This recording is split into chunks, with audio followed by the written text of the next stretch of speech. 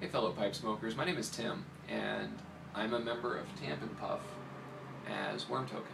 It's just one of those logins that always seemed to work, so I discovered it a few years back, and it's never done me wrong, so don't steal it. But, for 2 years now I've been smoking a pipe, and I plan on smoking a pipe for many, many years to come. And so, one of the things about me is that I'm a law student. And one of the things that law school teaches you is to do a lot of research. So one of the things I did was I researched almost everything I could get my hands on when it came to pipe smoking, and technique, and packing, and lighting method, and the 3 handshakes, the Frank method, all of these different styles. And what I ultimately came up with was sort of a variation on my own that some people are using and having success with. So I was just going to show how I pack a pipe and why I choose this method, and I'll be doing 3 different examples of 3 different tobaccos and 3 different pipes over the next 3 days. So for today, we're going to choose Stormfront, and we're going to choose the very first pipe I ever bought beyond the starter pipe, and that would be this Gardesana. Now the mouthpiece broke and it has a new mouthpiece that's been added or created, and it smokes well. It's a good pipe, works well, does well, and yeah. So what we're going to be doing is we're just going to be putting the tobacco in here and pressing it like a brick all the way down until this is completely full, just below the top line, and then we're going to punch a hole in it and light and go. Some people prefer other methods. They like a lighter smoke. They like less smoke. Maybe there's more flavor. Maybe a lot of other things, but I don't really have the patience for any of that. What I've found that I like is that I like a lot of smoke. I like a lot of flavor, and this works. So here we go.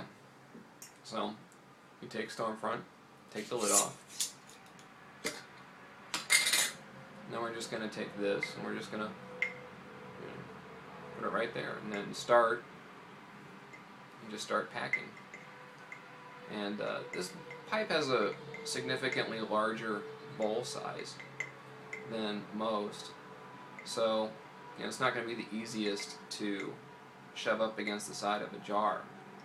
But the reality is that you're getting near the top, and so from here I'm just going to take my thumb and just press the whole thing, and then there's room for more, so I'll just go back and grab some more. And then at this point, when it's really, really full and it's near the top, you'll see I didn't go over the top, and it's concave and it's expanding, but it's still below the rim. I'm almost off screen there, it's terrible. So it's just below the rim, it's just below, and that way the tobacco is going to expand when I light. And so at this point, you just take your pipe tool like this. I usually put my thumb over the center so as to guide it, and then you just punch through and then pull it out. And I used to have lighters, but I'm experimenting more with matches, and I like the results. One thing, it may require a charring light, but we'll see. So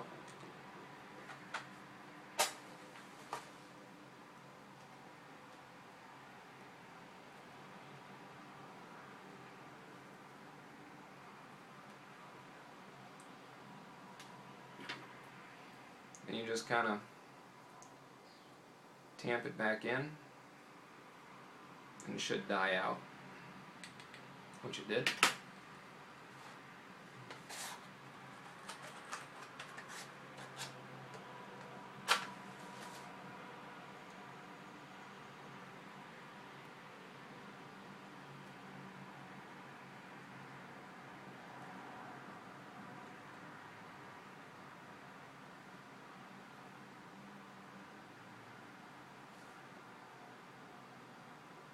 And you're off.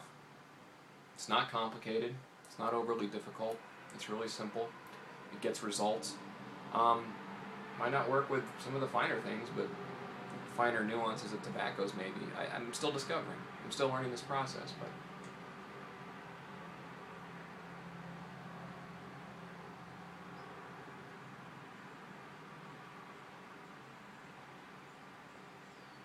gets lit, generates smoke.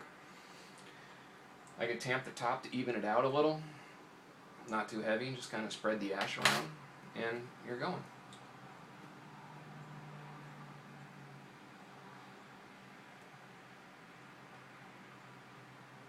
And that way I can scroll the forums or do some typing or do some reading, and I don't have to think about the pipe, which is all I really care about. I don't want to have to sit there and, you know, I just want it to be there while I smoke it.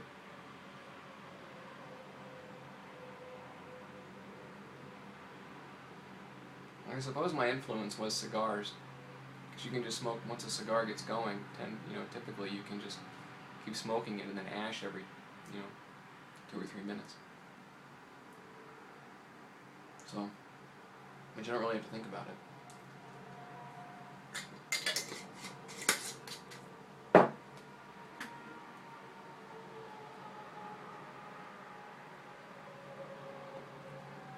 That's that. I'll be back tomorrow.